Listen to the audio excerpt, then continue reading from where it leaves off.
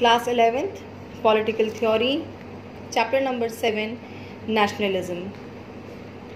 Now, page number 97.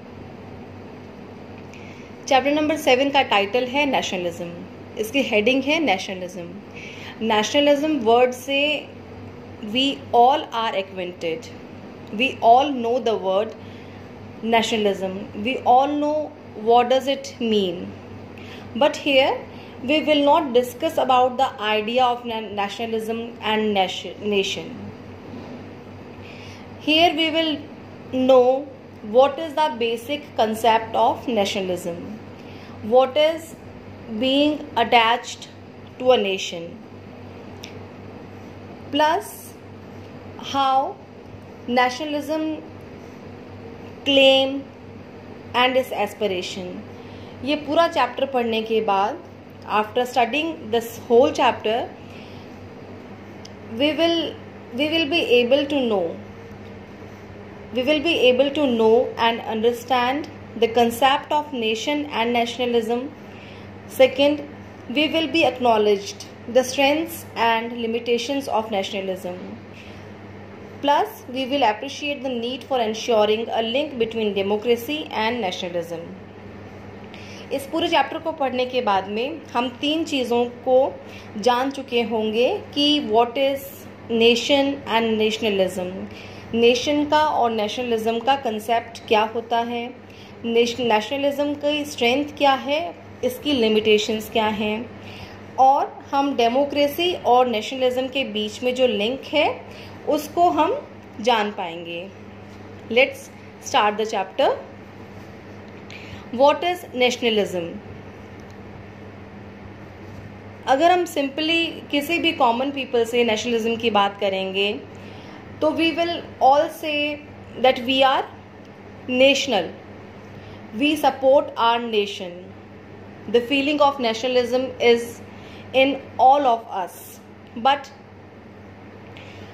generally in common nationalism means 15 August or 26 January. Nationalism means patriotic song or national flags or Kargil wars or love for army. Other side, if we watch Republic Day parade, that means we are having feeling of nationalism.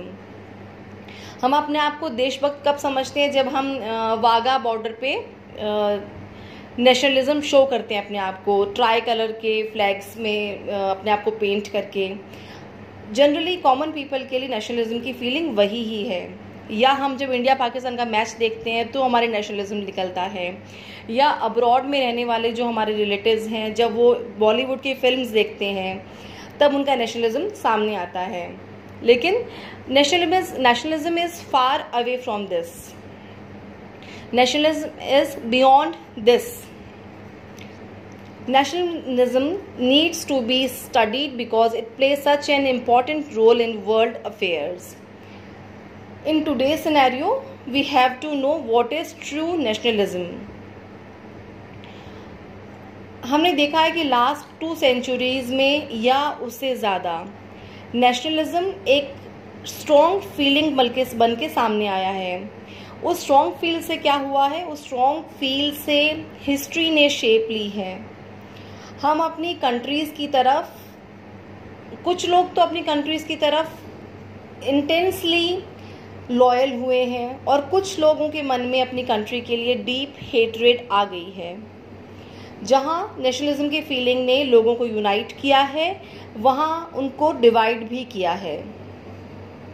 कई लोग अपनी country में अपने आप को free feel करते हैं, liberate feel करते हैं, और कई लोगों को ये लगता है कि हमें ऑप्रेस किया जा रहा है. हमें हमारे उन लोगों के अंदर कन्फ्लिक्ट्स और बिटरनेस की फीलिंग, वॉर्स की फीलिंग्स आ जाती हैं. जो अपनी कंट्री के लिए हेट्रेड की फीलिंग है उससे क्या होता है कि नेशनल स्ट्रगल्स होते हैं. प्लस इन स्ट्रगल से जो भी हेट्रेड रखेगा अपनी कंट्री के लिए, अपनी बाउंड्रीज के लिए, उससे क्या होगा कि नेशनल स्ट्रगल्स जो हैं वो किसी भी स्टेट की या एम्पायर की बाउंड्रीज को ड्रॉ एंड देन रीड्रॉ करते हैं. इस लाइन का मीनिंग यहाँ ये है कि अगर कोई इंसान अपनी कंट्री के लिए हेट्रेड की फीलिंग रख रहा है तो वो फीलिंग आज नहीं तो कल उसके अंदर रॉयट्स बन के निकलेगी, स्ट्रगल बन के निकलेगी। अगर ऐसा पूरी कम्युनिटी में, पूरे ग्रुप में ऐसा है तो गवर्नमेंट को उनके आगे झुककर उस स्टेट का या उस एम्पायर की बाउंड्रीज को ड्रॉ और रीड्रॉ करना पड़ेगा। हमारा पूरा वर्ल्ड आज के प्रेजेंट सिनेरियो में दो पार्ट में डिवाइड हो रखा है। एक तो नेशन स्टेट्स हैं जो कि जिनकी की बाउंड्रीज हमेशा रीऑर्डर की प्रोसेस में रहती है, प्लस और कुछ ऐसे हैं जो कि जिनसे कि अभी अभी बन के हटे हैं, वो नए स्टेट्स या नई कंट्रीज। ये आजकल कॉमन चीज़ है। Nationalism had passed through many phases. जो हमारे अंदर नेशनलिज्म है वो बहुत सारी फेजेस को क्रॉस करने के बाद उसने आज का प्रेजेंट शेप लिया है।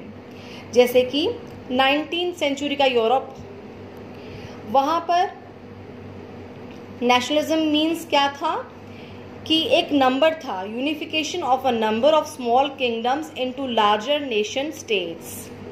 छोटी छोटी किंगडम्स को मिला के जो कि सेम थी, यूनिफिकेशन सेम, सिमिलर, उनको मिलाकर एक बड़े नेशन स्टेट के रूप में चेंज कर दिया गया था।